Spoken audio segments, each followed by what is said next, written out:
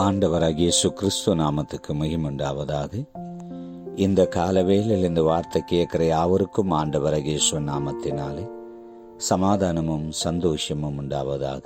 இன்று வார்த்தை 1 தெசலோனிக்கர் 5வது அதிகாரம் வசனம் 16.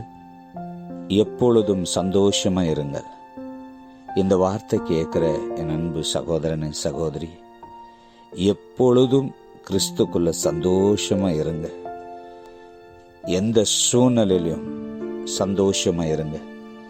யார் கைவிடும் பொழுதும் சந்தோஷமா இருங்க.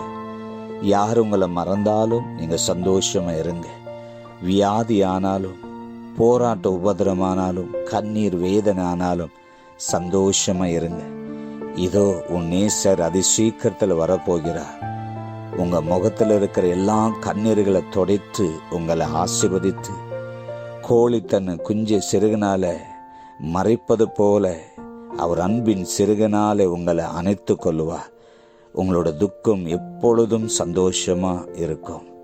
ஊழியம் செய்கிற தேவ மனுஷனே, தேவ மனுஷி, கவலைப்படாதீங்க, திகையாதீங்க. எப்பொழுதும் சந்தோஷமா இருங்க.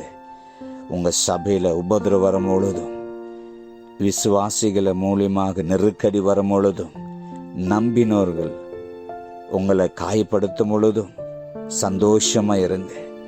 என்ன இழந்தாலும் சந்தோஷமா இருங்க. யார் உங்களை விட்டு போனாலும் சந்தோஷமா இருங்க. கர்த்தர் வருகை அதி சீக்கிரம்.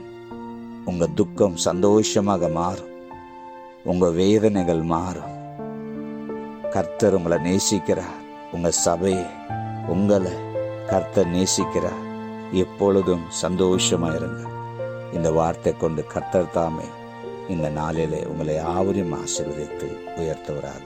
ஆமென்.